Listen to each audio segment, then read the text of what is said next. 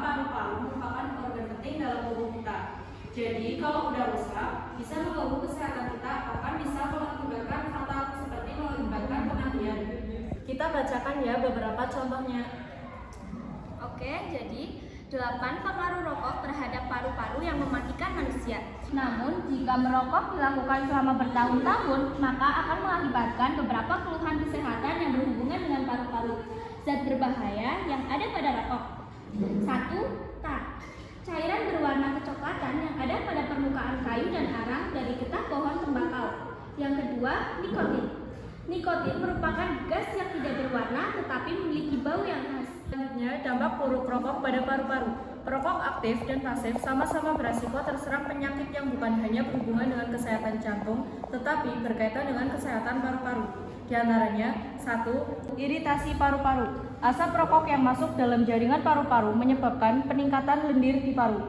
Yang kedua, paru-paru mengalami emfisema peradangan. Asap tembakau yang memenuhi jaringan paru terus-menerus dapat merusak pembuluh darah melalui dinding paru. Kondisi tersebut menyebabkan struktur paru-paru mengalami. Dan ini kita akan membuktikan kalau rokok itu sangat berbahaya untuk kesehatan kita, terutama pada paru-paru. Oh ya, jadi aku sedikit contohkan bagaimana rokok dapat merusak paru-paru kita.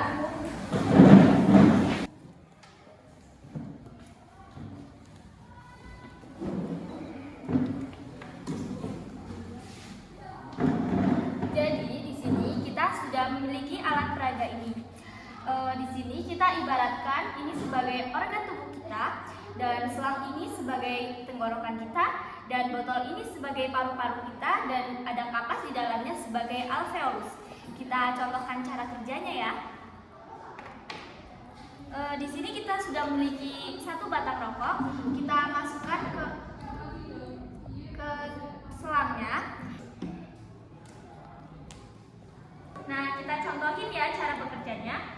Jadi di sini kita ibaratkan ini adalah seseorang yang sedang merokok, dan di sini untuk menarik asap dari rokok untuk masuk ke paru-parunya.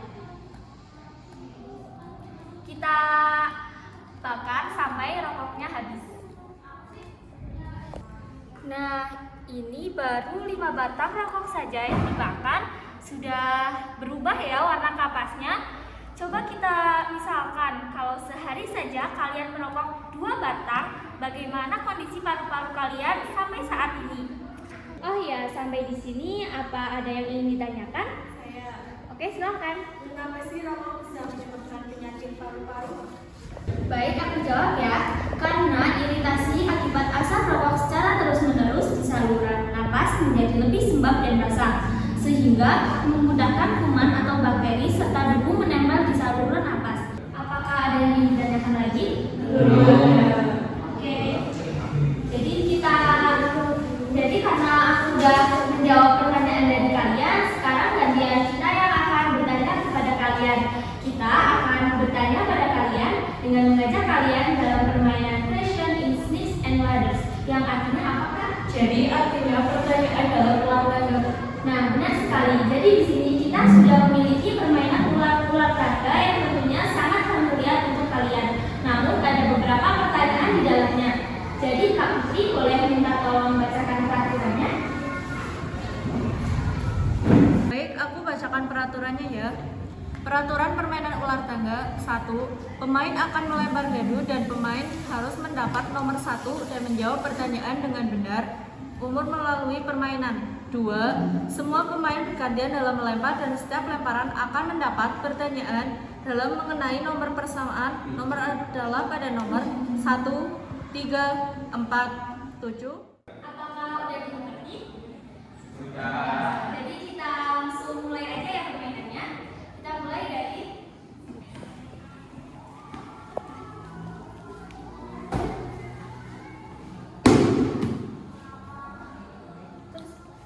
kamu dapat nomor 2. Nomor 2 ada bukan? Nomor permainan. Jadi selanjutnya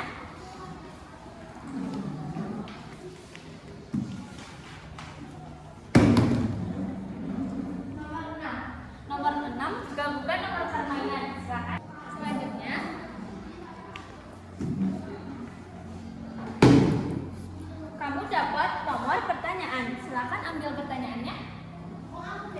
Baik.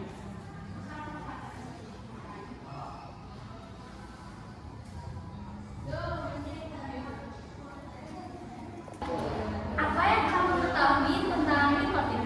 Merupakan gas yang tidak berwarna namun memiliki bau pada rokok. Oh iya, benar sekali.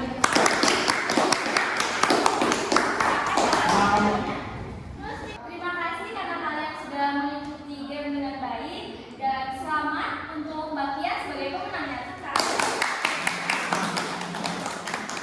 Wah, ternyata kalian sudah lumayan mengerti tentang penyakit tidak menular pada paru-paru. Jadi kesimpulan apa nih yang kalian tangkap dari diskusi kita tadi? Ternyata tidak semua penyakit paru-paru itu bisa menular, ada juga beberapa penyakit yang tidak menular yang disebabkan oleh rokok. Namun kita juga tetap harus waspada dan berhati-hati. Jadi ternyata rokok sangat berbahaya untuk kesehatan paru-paru kita, dan rokok juga sampai dapat mengakibatkan kematian bagi penggunanya. Jadi kita juga cari tahu kandungan apa saja yang terdapat pada rokok. Dan benar sekali, pada manfaat dari diskusi kita kali ini, kita bisa mengetahui penyakit yang ada pada paru-paru dan bahaya rokok pada paru-paru kita. Jadi untuk kalian yang belum terlanjur merokok, jangan berpikir untuk mencobanya ya. Dan untuk kalian yang sudah terlanjur merokok, bahkan kecanduan rokok, kurangi rokok mulai sekarang dan lebih sayangi diri kamu. Dan untuk kalian yang sedang berusaha berhenti merokok, semangat ya. Mungkin itu saja dari kami. Mohon maaf jika ada kesalahan. Terima kasih untuk hari ini. Wassalamualaikum warahmatullahi wabarakatuh. Waalaikumsalam warahmatullahi wabarakatuh.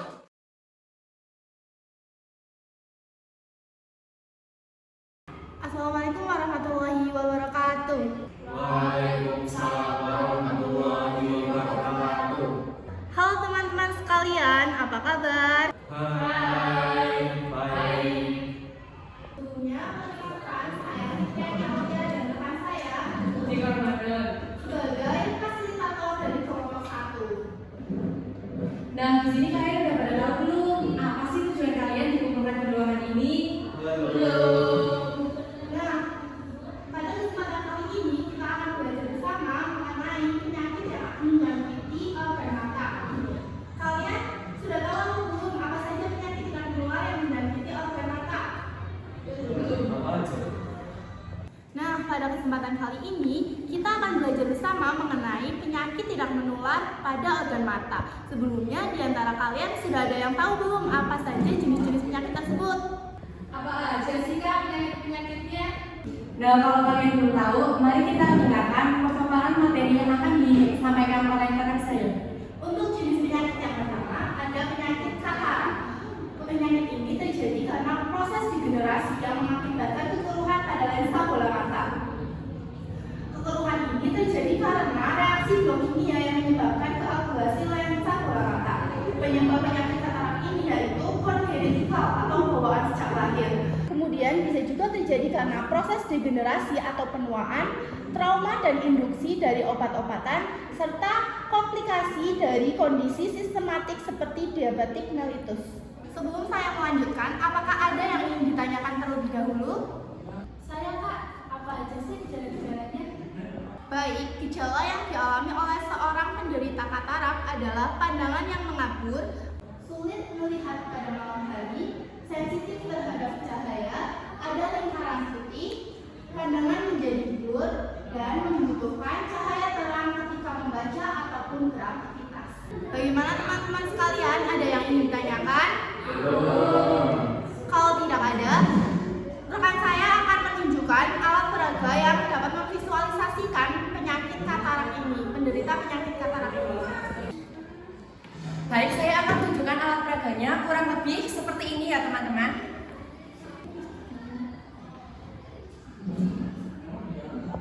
Saya boleh lihat? Boleh, silakan.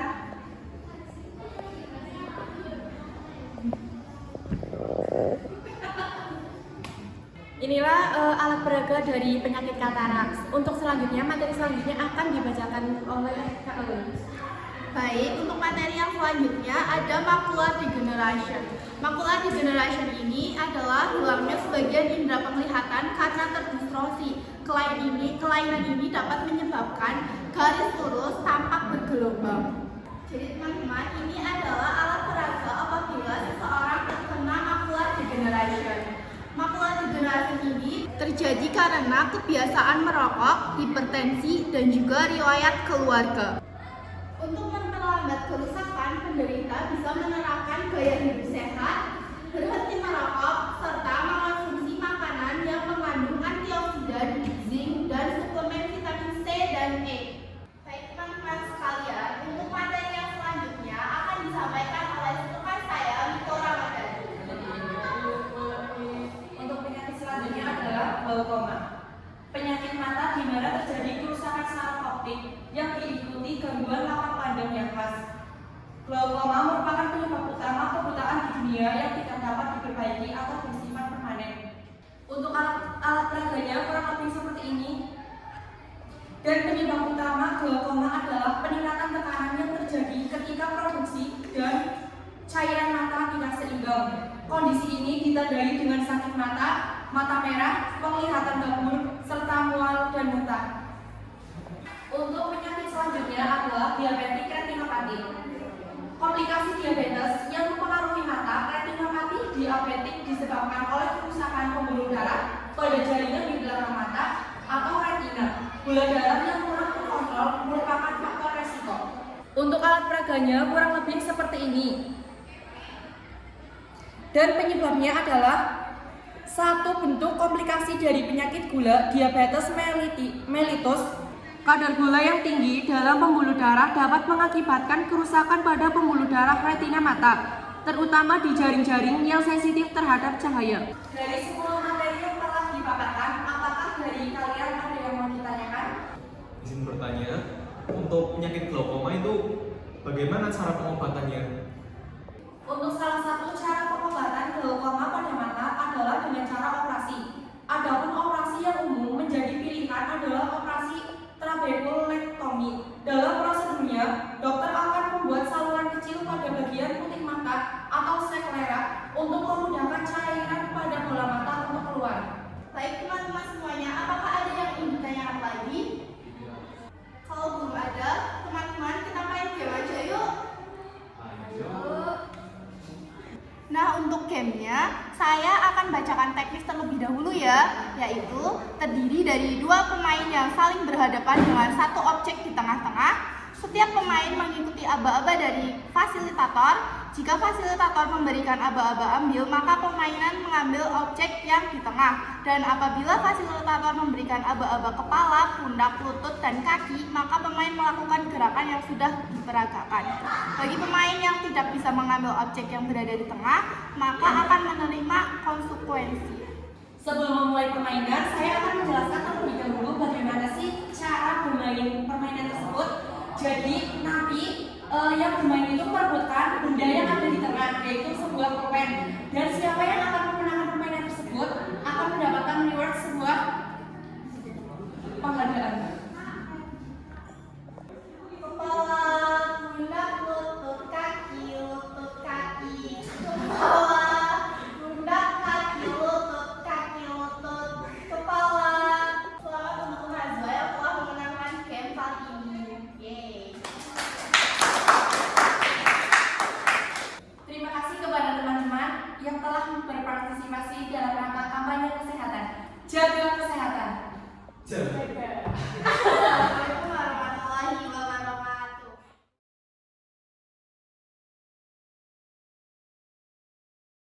Assalamualaikum warahmatullahi wabarakatuh. Waalaikumsalam warahmatullahi wabarakatuh. Halo teman-teman. Hai. Oke, jadi di sini kita akan membahas tentang penyakit mental pada remaja. Sebelum itu, kami punya sesuatu nih biar kalian gak bosan dan lebih menyenangkan untuk diskusinya. Kita punya scrapbook yang isinya itu tentang materi kesehatan mental pada remaja. Yaitu yang pertama kita memiliki bipolar, yang kedua kita ada insomnia, yang ketiga ada anxiety disorder, yang keempat fobia spesifik, yang kelima ada gangguan kecemasan, depresi.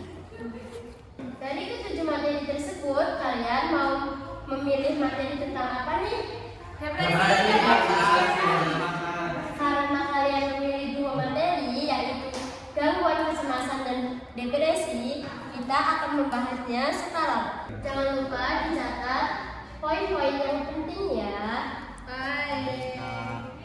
Oke, yang kita bahas pertama adalah gangguan kecemasan. Pengertiannya adalah rasa takut, cemas, dan khawatir terus-menerus melibatkan respon atau ancaman ada dalam pikiran saja. Untuk gangguan kecemasan, ciri-cirinya ada nyeri dada, menggigil, takut mati, takut kehilangan kendali, dan merasa pusing atau pingsan.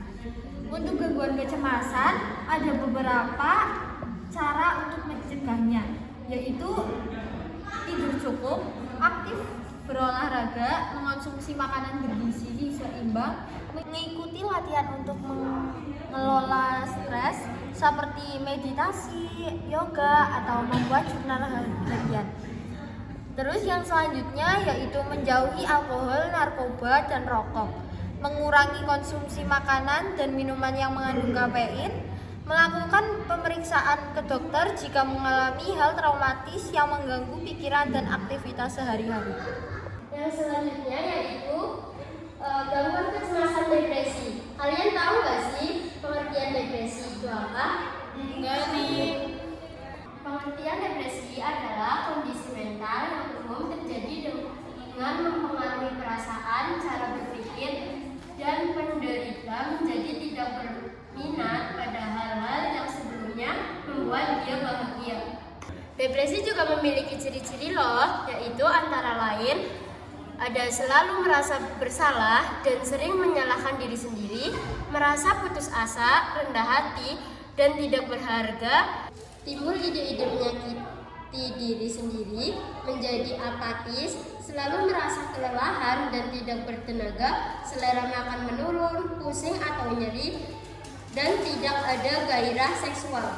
Untuk depresi mempunyai pencegahan beberapa poin, Yaitu yang pertama, lakukan relaksasi untuk mengatasi stres. 2. Cukupi kebutuhan tidur minimal selama 8 jam per hari. 3. Hindari minuman beralkohol. 4. Lakukan olahraga secara teratur. 5. Pastikan untuk berkumpul dengan teman atau keluarga pada waktu luang. 6. Batasi penggunaan sosial media jika dirasa mengganggu. 7. Jauhi orang yang membawa pengaruh buruk.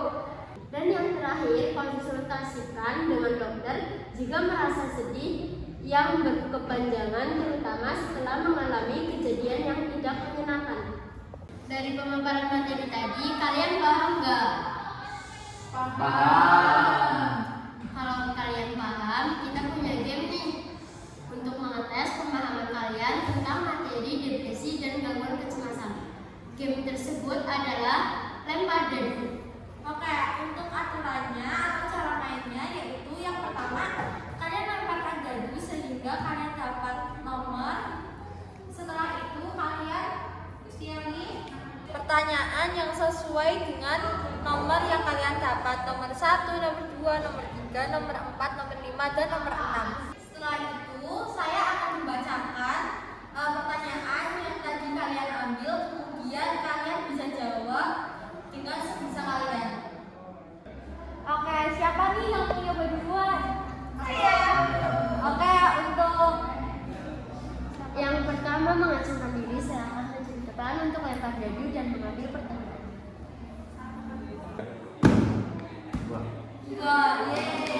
Silakan ambil pertanyaan. ini yang itu.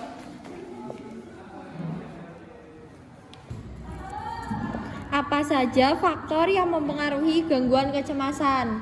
Ada yang bisa jawab kan nih? Ayo angkat tangan. Saya Oh, itu yang pakai kacamata. Jadi faktor yang mempengaruhi kecemasan ada 3. 1. Faktor genetik. 2. Faktor lingkungan. 3. Peristiwa traumatis hingga kondisi medis yang sedang diidap. Ada yang mau mencoba melempar dan lagi kan nih? Saya. Buat Kak, silakan maju.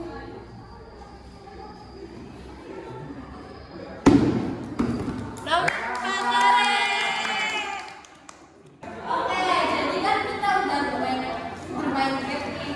Untuk teman-teman yang tadi sudah benar menjawab pertanyaan, kita kasih reward nih. Silakan teman-teman yang tadi benar menjawab soal untuk maju ke depan untuk menerima reward dari kami. Maju.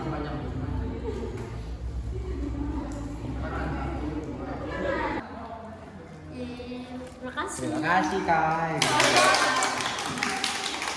Terima kasih kepada teman-teman yang sudah berpartisipasi dalam kegiatan diskusi kampanye kesehatan. Kita sebagai generasi milenial harus menjaga kesehatan untuk masa depan Indonesia.